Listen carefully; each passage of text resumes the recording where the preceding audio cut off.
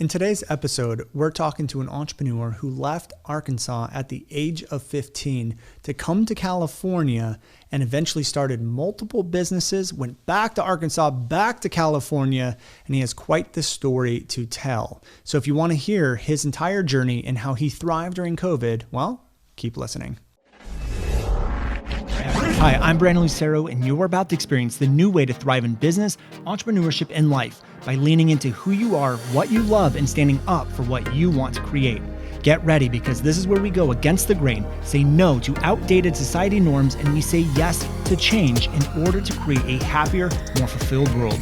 Welcome to the New Generation Entrepreneur Podcast.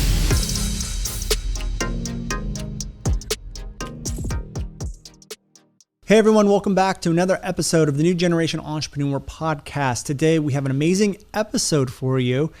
We have a business owner on the podcast today who owns a business that we have not had on the podcast yet. I'm extremely excited to have this guest on today.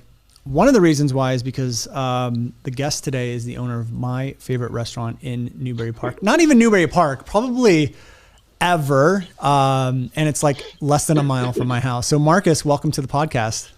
Hey, thank you for having me. I appreciate it. Yeah, of course. So I just got to tell you, I was driving. So I've been really into just like smoking in general. Not like smoking like cigarettes, but like smoking meat, you know, like just for a long, it's just been a passion of mine. And I remember like a couple of years ago, just driving. I think you guys were only doing catering at the time, driving past the little shopping center there and just seeing this giant smoker out front. And I was like, what is this place? And then I don't know when it was, a couple of years ago, you guys opened for takeout and I went in and my mind was blown. Your guys' food is just incredible. So first of all, I have to just tell you that, number one. But number two, can you just tell the listeners a little bit about your restaurant, what's a little bit different about you guys do, and then what kind of food that you guys cook up? Well, it's Creole, Cajun, Southern with a kind of hit of Jamaican, Caribbean. So it's kind of all these flavors in the one, almost like biting into a po' boy. You get all these flavors, but really it's my history. I'm French Creole, originally from Arkansas. My people are from Louisiana, Mississippi, Oklahoma, Texas. And, you know, I grew up with this food. My mom and dad, you know, just being a kid, we always cooked. Yeah. And so I just kind of the history just stayed with me over the course of the years. So. Yeah. And I love that. And something to point out too, for all the listeners, if you're ever in the Newbury Park area, definitely need to go give it a try. But something that's incredible about what you guys have created over there is you have 167 reviews on Yelp with pretty much 100% 5 stars. Like I've never seen that on any restaurant. And I think it's a mix of obviously the food, but also you and your wife and the culture you've kind of created here. So can you tell the listeners a little bit about how you look at business and how you look at your business in particular? I look at it how I want to be treated. So if I go into a place, I want to be respected. Yep. I want someone to look at me in the eye, tell me what's going on. And we do the same thing. We don't let anything go out of here unless it's right. If it's wrong, we fix it. We don't really question it. But my wife and my wife is amazing because she helps keep me on a straight and narrow path. And really, it's just continuing the quality. Right. You know, what we created is something completely different from any restaurant in this region of the United States. And we stay true to it. Yeah. And in your opinion, what is different about it? Well, it's because we kind of mix the Creole Cajun, which, you know, you have a lot of Creole Cajun restaurants around, right, but you won't find one of them that has smoked brisket or smoked tri-tip or smoked ribs, right, or does a Caribbean jerk chicken, or does the line of wings that we do. You know, like the wings are they're hot. They've just been like on fire lately. We have 6 different flavors, but we don't fry them. We bake them. So they're completely different from any Buffalo Wild Wings or Wingstop, and they're unique and different. We don't do the tradition lemon pepper, garlic parmesan. We do our own flavor. Right. And that's what I love about what you guys do is you get a lot of that kind of like food that I would expect from like Louisiana or the New Orleans stuff, but you also have a lot of that like smoked brisket, which I would expect from like somewhere like Texas or something like that, or, you know, wherever. But you kind of mix the two together and it just creates this like flavor that I've personally never experienced anywhere. And I'm really curious about your background. Like, when did you start getting into cooking and how did, cause I don't think you're not originally from Newry Park, are you? No. So basically at 15 years old, I moved to California, the Santa Barbara area, lived with my brother, and my dad and mom gave me a Playboy cookbook, and they basically told me, you're going to live with your brother and your sister-in-law, and neither one of them cook. So you better take what we taught you over the course of years in this book and just do your thing. And, you know, I actually went to school for something else. I went to school for air conditioning heating design, which was construction background. And then I did entertainment. I did voiceovers for TV and radio, but food has always been my passion. You know, we've had 4 restaurants, and, you know, it's just been fun. It's, you know, food is a passion. And when you do it and you control it, you can create anything that you want. You don't do what everybody else is doing. You put yourself in your own category. Right. I love that. So you moved out here at age 15. Can I ask why you moved out here at age 15? Was there a reason? Basically, my brother was living in Santa Barbara. He was stationed in Vandenberg. And we came out for the summer, Brandon. And man, when I saw the ocean, I was through. Yeah. I was done, man. I was like, okay, Arkansas and the heat and tornadoes, or the beach and 75 degrees all year long. So it was a no-brainer. But, you know, I loved it out here. And I never looked back. Yeah. You know, even though I did go back, you know, in 1990. And that's when I actually had my first restaurant. So. Okay. So 1990 you had your first restaurant. Let's talk about the move out here. So you moved out here, you started cooking. You said you're studying like HVAC, so heating and air conditioning and stuff like that. Were you doing that? Were you a technician in heating and air, and then eventually moved back to start a restaurant, or what did that look like? Okay. So the story was, I did my apprenticeship program in Ventura College. You know, I worked commercial heating and air conditioning. So I learned how to do the air conditioning duct, how I used to build the hoods that I pay a lot of money for inside the restaurants. Yeah. So I used to build those from scratch, drafting, everything. So it really has helped me over the course of the years to tie everything from the construction into it, because when you do a restaurant, there's always construction involved. Yeah. So, but the food was just the love of the food. Right. And then what was the move back to in 1990? Were you like, I'm assuming you're probably just doing a bunch of jobs you didn't like. You finally just said enough is enough. I want to follow my passion. And you moved back in 1990 to start your restaurant. Is that accurate? Yeah. So what happened in 89, unfortunately, I lost my mom to cancer. So in 90, about 6 months later, I just said, you know what, I want to spend some time with my dad before he passed. So I moved back on his birthday in 1990. And it's really funny because I was working in entertainment out here at the time. I was doing, you know, concert promotions and voiceovers for TV and radio. And when I went back there, I actually did more of the entertainment stuff at first.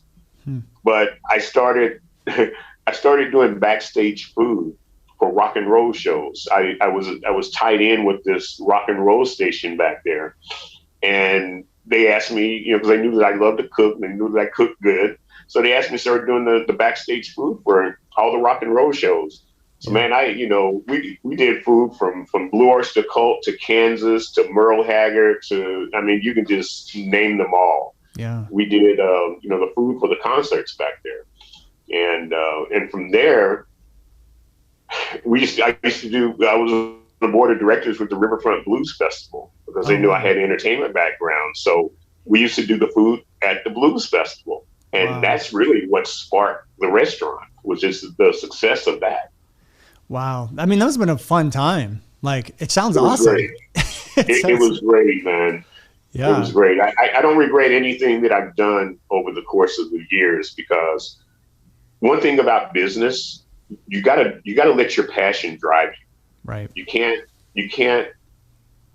hesitate on stuff. It's just go and do it. It's a self-confidence thing as well. Because I mean, restaurant industry is tricky. Yeah. It's expensive. Most of them do not survive. Right. But because I've done it for so long, and now with the concept that we have with West of Orleans here, is we do it simple. Yeah. I mean, and that's the new approach, the simplicity. Well, I definitely want to talk about your guys' concept, because I think it's genius of what you guys are doing, and it's so just needed and completely necessary and set up for success in today's market. But we'll get there in a second, because one thing that I do want to talk about is what was the first restaurant you ever did? Because it sounds like you're kind of like, I guess for lack of a better word, catering almost. Like you're just kind of like, yeah. It doesn't sound like there was an actual restaurant. So at what point did the first restaurant happen?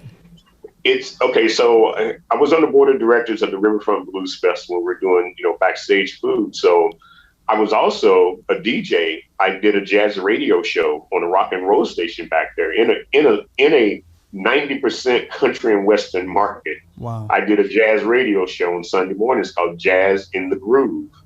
And we went down to, so it's a 13-hour drive from Fort Smith, Arkansas to New Orleans. We went down to the Gavin Radio Convention. And so we go down there, and that's when the House of Blues first started. And Dan Aykroyd was kind of the celebrity figure behind that. So everybody's like hanging out with Dan Aykroyd.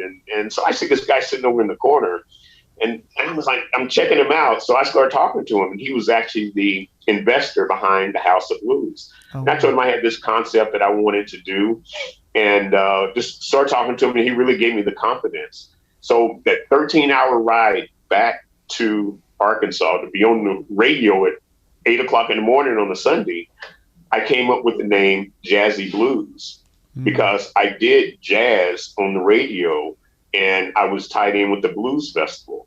And so the restaurant just we found this place that was like an icon barbecue place back in the 60s, and it was available.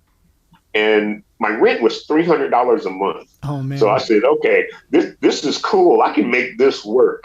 Yeah. And I just had a buddy of mine that liked to smoke meats as well, and we just went in, signed the lease, and did it. We branded it Jazzy Blues, Creole Soul Food and Smoked Meats, and we did something completely different. So we did the Taste of Fort Smith, which is like the Taste of Santa Monica and whatnot. Right. We went in there. And with the jazzy wings that we do now, the gumbo, the jambalaya, everything. And the guy came over to me and said, hey man, you guys are running away with all the categories, but we can't give you all the categories in this. So, but it was just really successful. Yeah. But, because I did entertainment as well, we did this cardboard backdrop, and it looked like city skylines of New York and Chicago and New Orleans all mixed into one.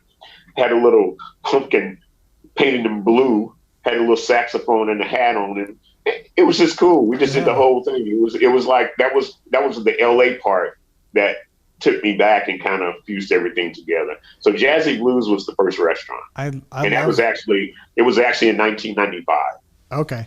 I love that. And so for between 90 and 95, were you just kind of doing more of like for lack of a better word, the catering thing for a while? And then yeah. Okay. Yeah. I was doing catering, doing a little producing, with some local groups because I toyed with it out here. And it's funny because now March Madness is going on, and we actually did a theme song for the University of Arkansas. And I took these two local guys who were just very talented. They knew I worked in the industry in LA. So I took them in the studio. We did this theme song, and it ended up being the theme song for Coach Nolan Richardson's TV show called Rolling with Nolan. We had it in Walmart stores for sale. It was played on every radio station. So we gave him the rights to use it for his TV show. So it's 122 radio stations in Arkansas at the time. And again, 90% of them were country and western. So we had a rap song come on his show on country and western stations in 1995 in Arkansas. So that's like, it was unheard of. That's awesome. You're already mixing things up and turning things around when you're back in the 90s. That's awesome. That's and I never knew any of that. I mean, I've talked to you for it's so long. Like every time I come to the restaurant, we talk for a while, and I never knew any of this. This is unbelievable. And I really fused all of that together with what I'm doing now. Yeah. Everything. I've taken little bits and pieces of everything and kind of fused it all together. Well, and that's what's so beautiful about it is that, like, being someone who loves your food and comes in and eats there, you can see a lot of different elements coming together. And it's crazy that, you know, now knowing this, like some of the history and the story of you can definitely see those elements coming together, which is just unbelievable and amazing. I had a question though. When you started your restaurant in 95, did it require a lot of capital up front? Was there a lot of like financial risk for you starting that, or was that a pretty easy, smooth transition for you? That one was pretty easy because the restaurant was there. You know, I had a big smoker, and there was smokers there. So, I mean, it took a few $1,000s to get open because I had to do all the normal things you have to do with the health department, you know, getting your license, getting insurance, you know, signing the lease, you know, just everything, the marketing, you know, kind of creating a brand or a logo associated with the name. Right. But it was a little easier because I was doing radio at the time. So, but I knew that the radio station was being sold right about the time that we really launched the restaurant.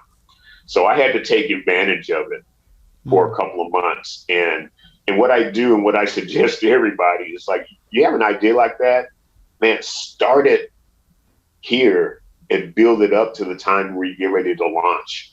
It's almost like a record album. When I worked in the record industry, it's like, man, you tease somebody with that song for a long time, and then finally you launch it and it's out there. And you have to do the same thing with business.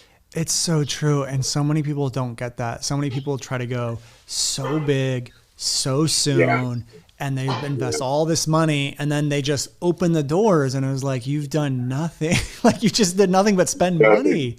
And like when we launch our products, we have like program launches and stuff. I mean, for months, we're spending money just building momentum and getting, like, exactly what you said, free trainings or free this, and build up that momentum. It's awesome you guys were doing that back then. And this idea of keeping things simple, I think, is so beautiful too, because that's really what you guys utilized in your business now. And you've thrived through COVID with this idea of keeping it simple, but doing it really damn good. And it sounds like you were already kind of like doing that and understanding it a little bit back in like 95 with the first restaurant. Yeah, because I mean, you know, we had 16 seats in that first little restaurant, so it was nothing.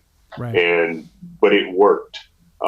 Then, you know, we had to move, you know, because we had some issues with the landlord and whatnot, and he didn't like that we were so popular, and so we kind of had issues. And so after a few years, we ended up closing it down, and I ended up moving back to California.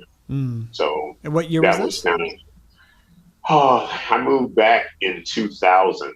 Okay. So I had the restaurant for about 3 years. And when we closed it down, I actually just was doing private catering and worked at one of the colleges as an executive chef. Oh, cool. And, you know, we just wanted to change. My wife now was from Arkansas, so she wanted to change. So I said, let's go to California. Yeah. I know people out there. Yeah.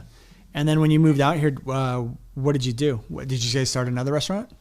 No, in 2000, I was a chef, a catering chef at Amgen for Sodexo. Oh, okay. It was Sodexo Marriott at the time.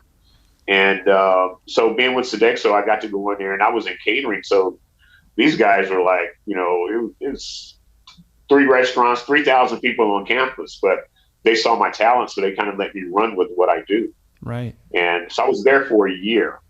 And then I got offered a position with San Miguel Produce, who has a value-added greens product like collard greens, mustard, spinach, kale. So they hired me as a marketing director. So I was marketing director / chef. And what's funny about that story, I still fused in all the food aspects with that, because we would go to the trade shows for the Produce Marketing Association, where every food concept in the world would come. But when I got hired from them, I was really nervous, Brandon, because after the first 30 days, we set this meeting, and, it's like 15 people at the table, and they're sweating and stuff. And they're going, okay, what you got for us? You're the marketing director. And these guys they were all traditionally doing the same thing, handing out a pen, handing out a T-shirt, handing out coupons and whatnot. Yep. I told them, I said, let's take this thing on a tour. Let's show the world what you have here. But I said, first, we have to rebrand the whole product, because they had on their packaging, which was inside Kroger's, Albertsons, Ralph's, but it was all San Miguel when we were selling collard greens. So I told them, we need to bring that brand down and blow up the greens. So they spent about $1.2 million burning out all the old packaging, coming in with this new brand. And then we took it on the road. So we started sponsoring, of course, jazz festivals and ethnic events like the Black Expo. Yeah. The biggest one we did was the Indiana Black Expo. 30,000 people a day that was back there. And we partnered with Kroger, which, a lot of these companies are owned by each other. Yeah. But what we did was fantastic. This was a small company, but what we did, I created a seasoning package for cooking greens called a flavor pack. Yeah. So rather than giving out coupons, we would give out this flavor pack at the events. We would get demographic research numbers from people off of a 13 questionnaire. Yeah. Where they lived, how much they spend, what day, what product, everything. Then we would take that information, put it in an Excel spreadsheet post-event, put the product on sale, take it to Kroger's and the head of the marketing for all these big companies and say, here's your demographics. And these guys' eyes dropped. They couldn't They couldn't believe it. They said, big companies like Del Monte don't even do this for us. Wow. And we made it work. So we took that product, and during that time, kale is a big thing now. Yeah. Kale is a big, it's a cruciferous vegetable. It's highest antioxidant in there besides collard greens. Right. At that time, kale was used as a garnish in catering. No one ate it. No one knew what to do with it. Now it's the #1 cruciferous vegetable on the market today. That's crazy. How did you know how to do all of that stuff? Did you just figure it out as you went, or figure it out, man? I have this creative side. So when they hired me as marketing director, again, because I love to cook and I was always hanging out with entertainers and, backstage and working in the entertainment industry, I kind of looked at that and says, you know what, we need to do something that these guys have never done. Yeah. And no one ever took this product out on a tour. So we would go, man, we went from Atlanta, St. Louis, Dallas, Indiana, Oakland, and we did these events. But we sponsored some jazz festivals and some ethnic events, like the expos. And so one we did was the Old Pasadena Jazz Festival. We tied in with Albertsons. And with that, we used a friend of mine, some jazz guitarist, used to play with Luther Vandross, Doc Powell. So we used Doc on stage. And so we tied it in with the Crenshaw High School band. They got to play with him on stage. And Albertsons sponsored $21,000 scholarships for these kids. And they got to play with him on stage to kick off this jazz festival. So it was a fusion from Albertsons, the jazz festival, the school, the entertainers, our company, and it just clicked. Wow. Yeah, and that's what I love about you is it seems like the lens in which you look at everything through is just how to be different, how to put a little more uniqueness into it. And that's what we like when we work with our students and clients. That's the whole thing we look at is like, how do we position this differently than everyone else? Yes. And it sounds like you were doing that since the beginning. I mean, it's pretty unbelievable. Yeah. And like you've kind of went from like executive chef to running a marketing department, but you've kept that philosophy through everything you've done. And it seems like it's served you so well. Yeah. Okay. And then, so you had that marketing position. How long were you there for? And that before opening up another restaurant? I was with San Miguel for about 6 years. Okay. About 6 years. And I went on as an independent consultant for them. And then from there, I was still doing catering. I was still working for a catering company out of Ventura. She's no longer there anymore, but it was a Buenaventura Catering, and she did a lot of high-end catering. And it's funny because the very first day I went on a job, a friend of mine was working for them. I went on the job, and they were doing this huge event at Ronald Reagan Library. 300 people sit down dinner. And the people that were running it were completely lost. Yeah. So I'm looking at all this and I'm just cringing going, man, you got to do this. You got to do this. And so at one point I just said, the heck with it. I just jumped in and started doing stuff and helping her. The next day she called me and says, hey, you want a job? I said, sure. So I came on and I ended up being, her chef, her go-to chef to do all the high-end clients. Which we did. We did all the catering for Jillian Michaels, and when Jillian was doing all the photo shoots for Pop Chips and all the workout gear and whatnot, we were the go-to caterer for it. The GoDaddy with her and Danica Patrick. We did all the catering for that. So whenever it was a high-end client or something that was very special, she always called me and made sure I was available. Well, how do they get those clients? Is it just like she was really good at networking or something like that, and then once you get in, the name kind of gets spread out? That was really unique because she had a couple of friends that worked in the industry, and they were event planners, and word of mouth. During that time, she was on top of it with catering. But what I always had to do when I worked with her is, and I knew it, that I had to brand myself. Yeah. So I always branded my name. And my dad told me something when I was young. He said, this was pre-COVID, of course. Yeah. He said, always be the first one to have your hand out to say, hi, I'm Chef Marcus. Always make that initial contact and kind of drive that conversation to where you have their attention versus you're trying to just get their attention. Right. You kind of drive it. And I was successful with that. So clients would have events, have parties, and they go, hey, is Chef Marcus available? Yeah. And, I always went. Yeah. I mean, I would go do a wedding or something, and I would get out there with the DJ's mic because I did radio.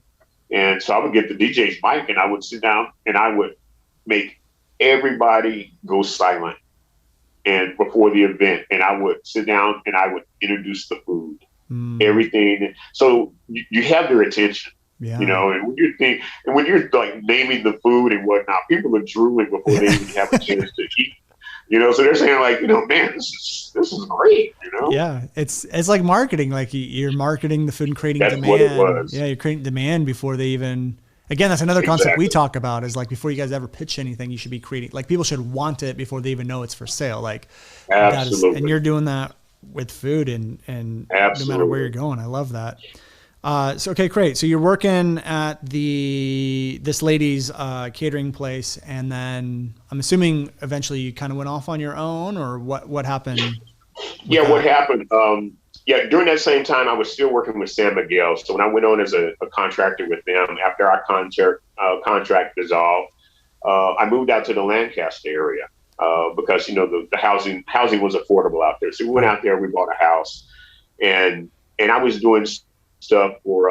We used to do events for Jerry Bruckheimer, Pirates of the Caribbean. So some of the movie sets that we're doing out there, I used to do a lot of side catering for them. So, and this was before the food truck phenomenon. So this was like 2007, before the downturn. And so we opened a restaurant rather than doing a food truck, which I should have taught myself into, because it was hot at the time. We've been way ahead of everybody. We decided to open a restaurant, and it was just the bad timing. Timing because that was when the recession hit. It was called Catfish Gumbo, and it was extremely popular. But when the recession hit, man, it killed all businesses. There was nothing no one could do. And being in Lancaster, it's like an overflow of LA in the valley. So people would work in LA, drive back home to Lancaster because the housing was affordable. So, at that time, it was really popular. And I had a franchise company to, contact me. Hey, we need to think about this and whatnot. It was just bad timing. It just wasn't. So we ended up closing it. Yep. And we moved back to Ventura County. Okay. And then when did you start west of Orleans? Before west of Orleans in 2012, we actually, in this same location that we have west of Orleans, we had a place called Orleans Bistro. Right. And I had a partner at the time, and we geared that to franchise. I was doing, he had an ad out for an executive chef. And, it was kind of a low figure. So I just said, I want to see what it is, because I never turned down an opportunity to find out what's going on. Right. So what happened was that rather than be his executive chef, I really got a contract with him. He had an auction house, and it's still here in town, here in Thousand Oaks. And we used to feed 500 guys a week, 52 weeks out of the year. Wow. I did a tasting for him. And they gave me one event, then they gave me two events. And the next thing I know, I was doing all the events. So for a few years, we did that, man. Every Tuesday, Wednesday, Thursday, and Friday, we fed over 500 guys, 52 weeks out of the year. And, he had a very successful company. So we ended up pairing together and opening Orleans Bistro. Yeah. We came up with a real cool name, and we were doing the franchise concept, built an absolutely incredible location down in Oxnard. Yeah. But it was too big. It was the wrong demographic area. But it was cheaper to build that out in Oxnard versus going to Westlake, where Dan Selleck did the Target Center. Right. To where the build out for that would have been 4 or 5 times the amount of money. Right. Yeah. So we took the risk, and, it didn't work how we wanted to. So he decided he wanted to close it. And so I bought him out. Yeah. And that's when I turned it into Conejo Valley Catering. Okay. And so from 2015 to 2017, we did Conejo Valley Catering. And then we sold the catering company because I was ready to leave California at the time. We sold the catering company. Didn't work out for the people. And so we decided just to open back up.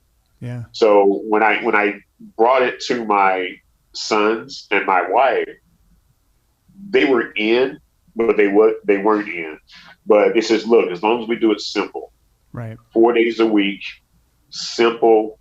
And I knew it would work because we had been in the same location, and everybody knew us. Right. And so we simplified it, Brandon. We did open 4 days a week, only to go.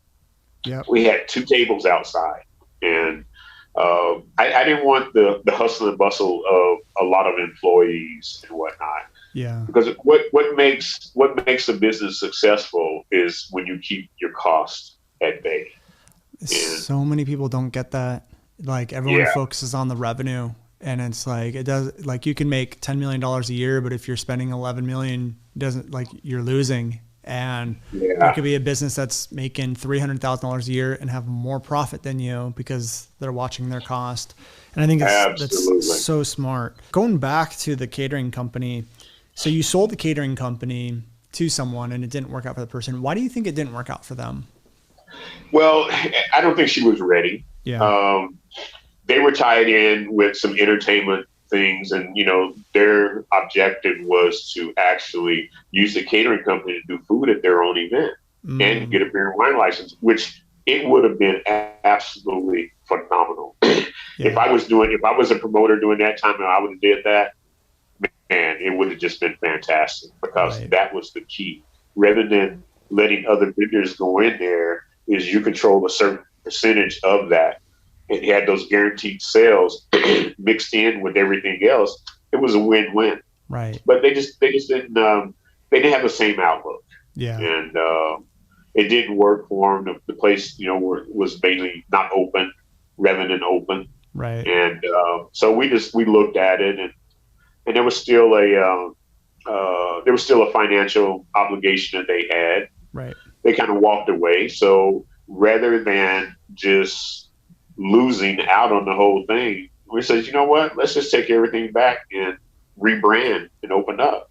Yeah. So we had the opportunity to say, let's just keep Conejo Valley Catering, or let's just rebrand it, and rather than just doing just catering, let's open up 4 days a week, and we'll throw some catering in on the weekends or in between.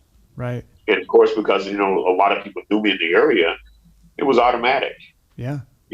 And so we do some pretty good gigs, man. We do had done a lot of the launches for Rustic Porsche. Right. Cedric Entertainer Golf Tournament. I do things with some of the celebrities over in Sherwood. So a lot of people knew me, so it was kind of easy to really get back in that whole market. I got out of the wedding industry. Right. Because that part of it, that phase, it wasn't a big focus on me. Yeah. Financially, fantastic, but it's kind of a drain on you. They're really, really long days with weddings. Yeah, and I think it goes back to what you said earlier in the interview. It's like everything has to be about your passion. You have to let that drive you. Yeah. And if the wedding's not driving you, then why would you keep doing it? It wouldn't make any sense. Yeah. Okay, great. So you took it back. You started the version of what it is today, opening 4 days a week. And it's, if I understand correctly, things seem to be going really well. You have the catering side, you're open 4 days a week. Your costs are super simple. And then COVID hits. Yes. And your catering, I won't say any numbers, but I know you told me how much business you lost. Yeah, it was a significant amount of money you lost pretty much overnight. It was huge. However, what was really interesting, and please correct me if I'm wrong on this, but your business of the takeout model, it was like set up to kind of thrive during COVID. Would you say that's pretty accurate? Absolutely. Because we were to go, so many restaurants. I don't know a percentage, but the big restaurants, the big guys, the corporate, the venture capitalist groups, they were completely shut down, and we were open. Yeah. And it opened up a flood of opportunity for us. So much that we actually had to start slotting times for people to pick up food. Oh my gosh. Because the one thing that we didn't want to do, and a lot of people ask me, why don't you use Grubhub and Postmates and all this? You lose the quality. Yeah. We used to like seeing our customers, and we still see them because we curbside everything to them. Right. But what happens is with any restaurant, because everything we do is from scratch. Yep. So we can't just go in the freezer, man, and pull out 5 gallons of gumbo and throw it in the microwave. We don't even have a microwave here. I've never had a microwave in any of my restaurants. That's what I love about you guys. Yes, man. So what was easier was to, if I get 30 slabs of ribs or 5 gallons of gumbo for that day, when I was out, I'm just out. We're sold out. Yeah. But if we had Grubhub, Postmates, and everything else, man, those orders keep coming in. And at 5 o'clock, when Brandon and his family comes to pick up their food, and I tell them, wow, I'm out. Yeah. I'm out of ribs. You already paid for it 4 hours ago. Right. Now you're an upset customer. Yeah. That makes You're not happy. It makes a lot of sense. It makes a lot of sense. Yeah. Yeah, and that's what I loved is like you wanted to keep it simple. So pre-COVID, I remember you guys had like 1 or 2 tables, maybe a couple chairs inside, but like you couldn't fit more than just a handful of people in there. It really was this to-go concept. It's like you just order it, call it in, you pick it up, you go home, you eat it. And then when COVID hit, it was like that was the dream model. It was, you guys were kind of ahead of your time of the pandemic. And yes, you lost a lot of business, but you kind of were set up to scale this thing out. And when things go back to normal, I'm assuming you're going to keep the same model because it's low overhead. There's hardly any cost. You and your wife and your family run it pretty much all yourselves. You don't have any employee cost. I mean, it's an unbelievable concept. And what I love about it is that you guys work 4 days a week. And I remember you told me, Yes. I don't remember the exact numbers you said, but you said something along the lines of like, look, if I wanted to make X amount of dollars a year, I could get employees. Sure, I could teach like a chef how to make this food. Sure, I could open up, 7 days a week, whatever you're like, but I don't want to. We make good money. We're doing what I love. It's very simple. There's no headaches and it's just easy. And it works. It works. And I don't think people get that in business. I think everyone just wants to go bigger, better, more complicated, more employees, more systems. And I'm like, honestly, like this podcast is called The New Generation Entrepreneur. And I think in today's day and age, we have so many opportunities to just like make good money and not have to like kill ourselves for it, And that's what I love about you guys is you're living that and you're living like on your own terms. You're like, this is what I want, And again, I won't go over numbers, but you guys are making a great amount of money. Like you guys are doing really, really well. And so it's so cool to see. I have a couple more questions and then we'll kind of wrap it up here. But when COVID did hit and you lost all that catering overnight, what were you thinking and how were you feeling when all of that happened? Basically, we were thankful. We were blessed that we were still able to be open. Yeah. So once we got all the information from the environmental health, the CDC, that we could still do takeout, my wife and I just looked at it and said, you know what? Let's shut the doors, lock the doors, and let's gear people towards being proactive with how they eat and how they do things. So proactively, we just drove everybody into time slots. Order your food ahead of time. We'll guarantee it there. We curbside it to you. It works. So people love it. They drive up. You never have to get out of their car if they don't want. Yeah. And we curbside it to them. But it's ready. You may have to wait 15 minutes on the Thursday and Friday because we get slammed. Yeah. But the quality is still there. The consistency is always there. And, it's work for us. I talk to, venture capitalist guys, that actually run a couple of big, huge chains that are out there. I won't name them what they are. Yeah. But they have 3 major models and they're actually taking those and doing exactly what we're doing. Yeah. They're taking their models and they're making even, because they have the financial capability of doing it because they own the property. Right. They're making most of them drive-throughs, double drive-throughs. Yeah. They're taking the seats out from the inside and downsizing. They're actually saving labor costs too, because it's less people they have to have in there working.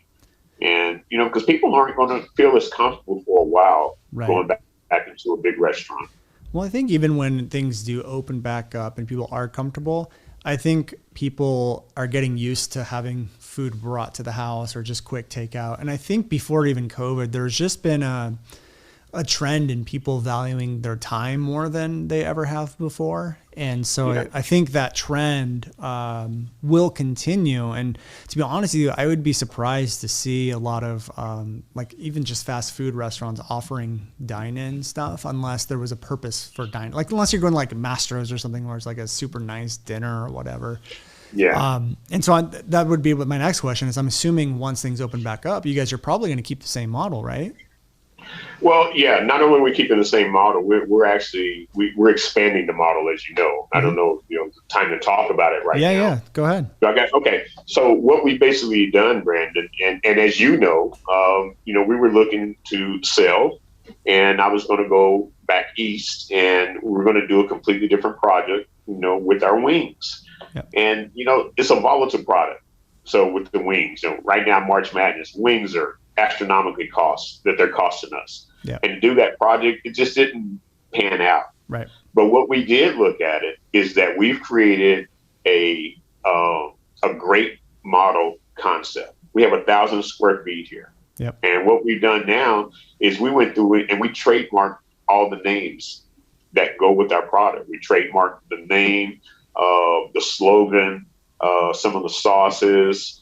And so now we're going to, I don't want to call it a franchise. Yeah. I want to do a trademark licensing where it allows other people to go in and open up west of Orleans, in Agora, in Calabasas, in Pasadena, in Arizona. And that's our model now, is to do that and do it cost effectively. Then we have a subsidiary company that we created, which will provide the sauces and the seasonings to help keep the consistency. But they're able to get in with a nominal fee and be able to have exactly what we have. It's, I'm getting older. I can't keep all these recipes with me for the rest of my life, but being able to share it with other people and let them have some of the success.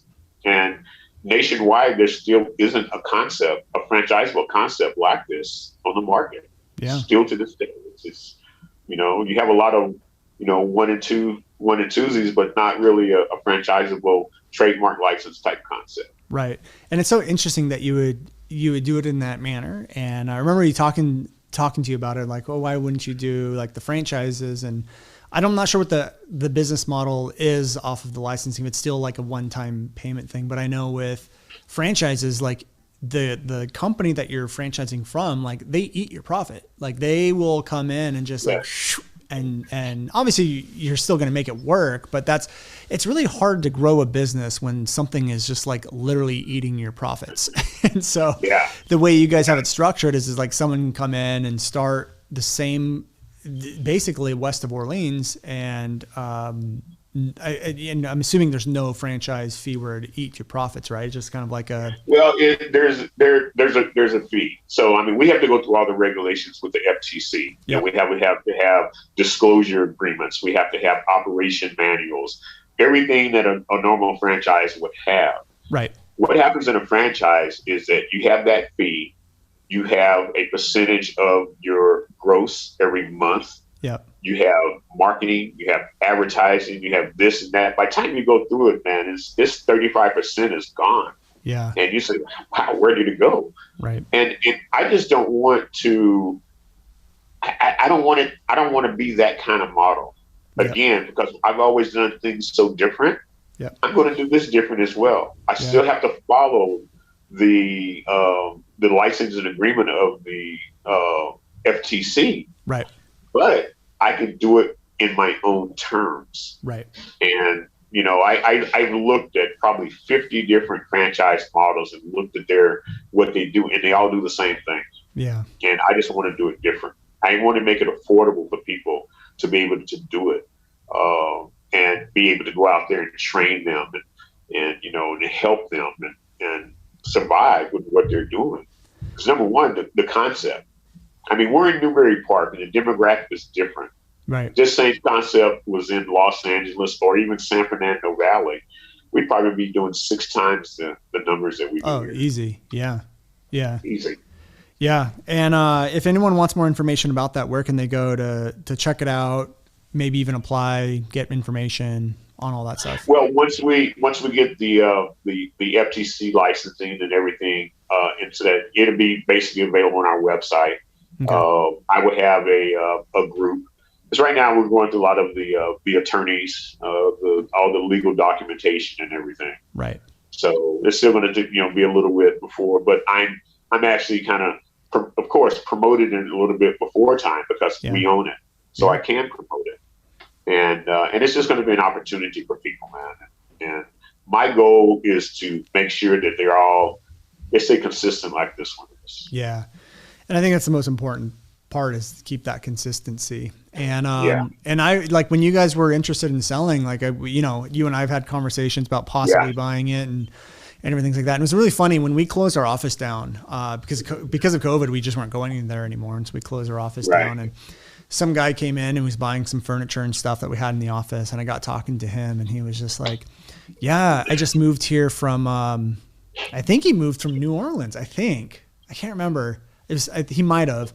And he goes, yeah, I really love west of Orleans. I love Marcus, and everything that I say about you, he said the exact same things. Like, I love them. I love him and his wife, and I love the food. And he's like, I was thinking about buying them. And I was like, maybe we should partner up and both buy it. And then obviously with us, the timing with what we had investments and stuff we had going on wasn't great timing, but this is an amazing opportunity. And for anyone who's looking for some kind of business to get into, like, cause again, I can't express it enough. It's like, you just make money on your own terms, and you have a passion that you get to do every single day.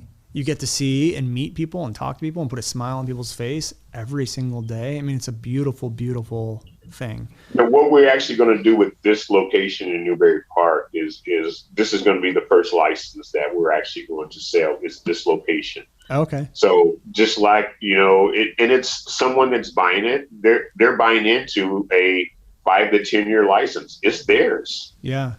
And it's set up. It's already doing numbers. Everybody knows it.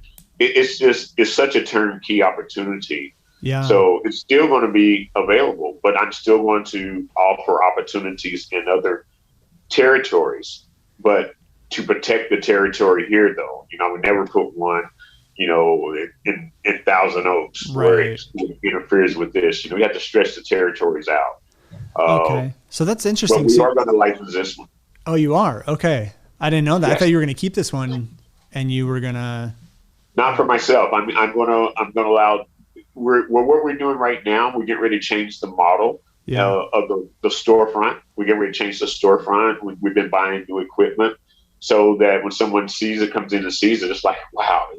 Not only is it ready to go, but wow, man, it looks great. Yeah. So, and we're actually kind of building a small model concept of what future ones will look like. Interesting. Okay. Yeah. I want to talk to you about that. We'll talk when the podcast is, when we wrap up here. Okay, great. So, I have some rapid fire questions that I'm going to ask you, and then they're designed for just quick, either one word answers. Some of them might take a little longer, but quick rapid fire. But before we do that, where can people go to follow you? Do you have any Instagram stuff like that you would like people to go follow? Yeah. West of Orleans. Okay, great. And that's so you can go to West of Orleans on Facebook, on Instagram. We just launched a kind of a revamped website today, actually. Oh, cool. So it has a lot of the pictures of the food. It's very simple. I took a lot of the catering out, and it's more focused on just the restaurant. We're actually branding everything. We're doing labels. We're doing sandwich wraps. We're doing sacks. We did the new shirts, with the pictures on the back. They have the new DTG process. So we're getting ready to do more shirts and embroidered hats. So we're just really going through a branding campaign now, so that when we do license this one, it's set up just like the big guys in a small footprint.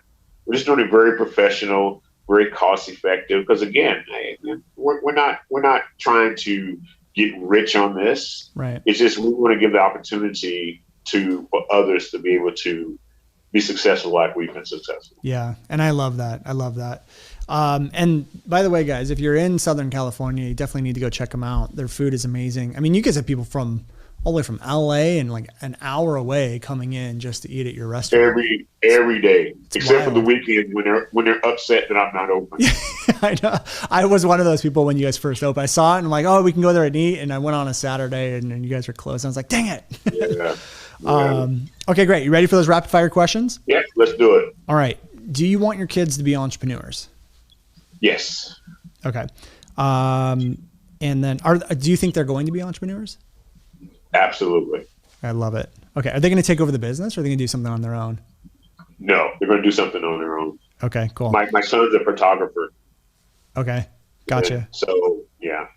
Awesome. One son's a photographer, so.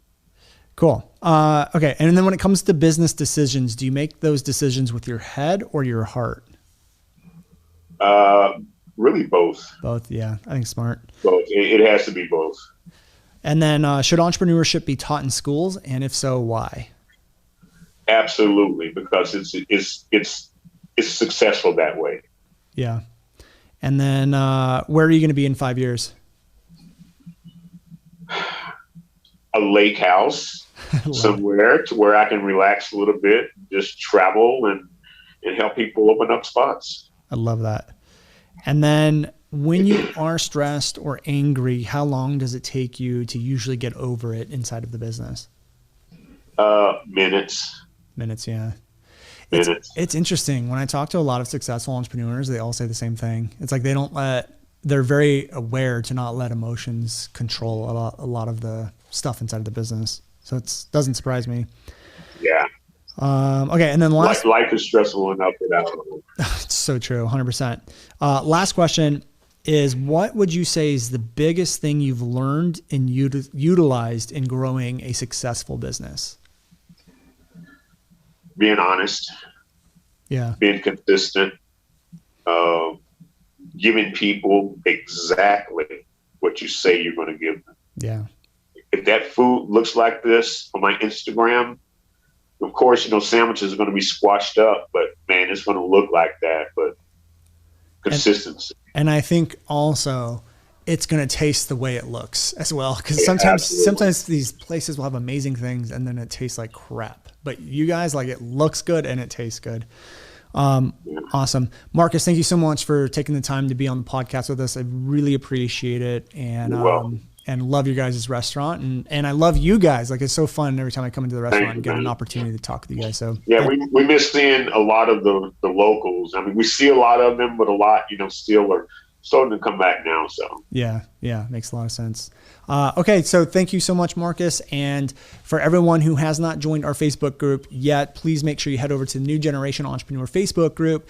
And we have a ton of insider episodes, live streams and stuff going on inside there. And we're going to be doing a lot more of that over the next, I guess forever. So if you have not joined that yet, head over there now and we'll see you guys on the next episode. Hey guys, thank you so much for checking out another episode of the New Generation Entrepreneur Podcast. If you enjoyed this episode, go below, hit the subscribe button, and make sure you click on that bell icon and get notified every time we drop a new episode. Now, if you're looking for the show notes, we have them linked underneath this video, as well as our social media handles and some links to free training and offers that we drop from time to time to help you guys even further.